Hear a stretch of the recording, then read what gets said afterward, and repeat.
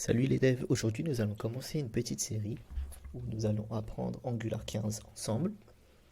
Alors pour commencer, je vous invite à télécharger le CLI d'Angular. Vous pouvez retrouver toute la doc sur angular.io/CLI. Ça va vous montrer comment installer le CLI et initialiser un projet Angular. Ça va être très pratique par la suite pour gagner du temps.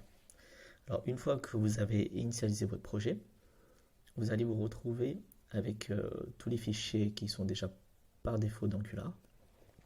Et la majorité du temps, vous allez travailler dans le dossier source. On ouvre le dossier source dans le app et voici notre composant principal.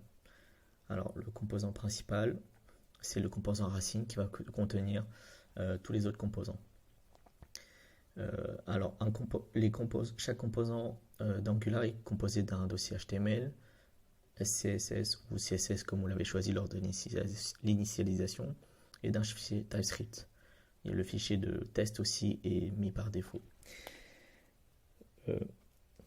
Ensuite, pour lancer le serveur, alors vous faites un ngserve.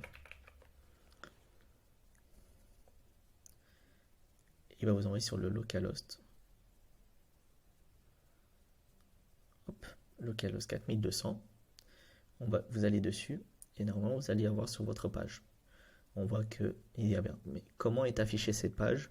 Eh bien, il est affiché si vous allez dans l'index.app.html, vous verrez que il y a tout ce qui est affiché. Alors, sachant que le Angular ngserve ne va pas chercher ce fichier directement, mais il va aller load en premier le index.html qui est la base, qui est le base du fichier qui va aller charger le app.root. Et comment il sait que le app.root c'est notre app.component? C'est quand on va dans notre fichier ts de app.component, on peut voir que c'est le selector qui s'appelle app.root. Du coup, on voit bien que dans notre index.html, il va charger notre app.root.ts. Pour générer un nouveau composant, il suffit alors d'utiliser le CLI. Je peux vous montrer. Hop, faire ng generate component. Et après là, on va l'appeler inline component. Inline, oui, on va l'appeler inline ce sera bien pour le prochain exemple. Et vous voyez que hop, il y a un nouveau dossier qui a été créé à la racine de app et qui contient tout ce qui devrait contenir un component d'Angular, c'est-à-dire un fichier HTML, un fichier SCSS ou CSS comme on l'avait demandé, un fichier de test et un fichier TS. Comme vous pouvez le voir, Angular est basé sur le modèle MVC avec le modèle View Controller. Et bien sûr, tout ça, on peut le modifier. C'est vraiment l'architecture de base, mais on pourra le modifier plus tard. Et je vais vous montrer ça un peu dans la prochaine vidéo, comment est-ce que on peut générer, par exemple, faire tout dans un fichier, que ce soit le HTML, le CSS et le TS qui soient load dans le même fichier.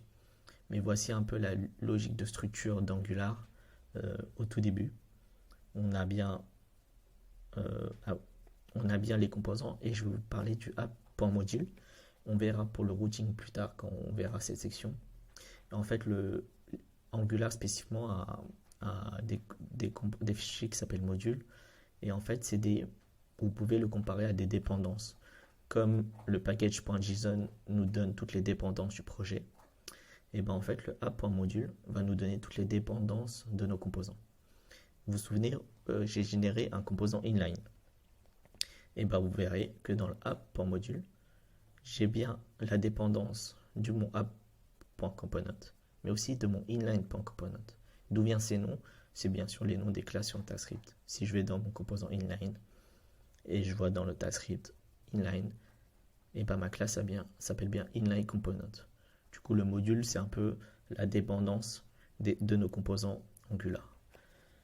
Voici un peu rapidement la structure de base du framework Angular et nous allons voir comment est-ce que sont générées les pages dans la prochaine vidéo. Je vous dis à la prochaine.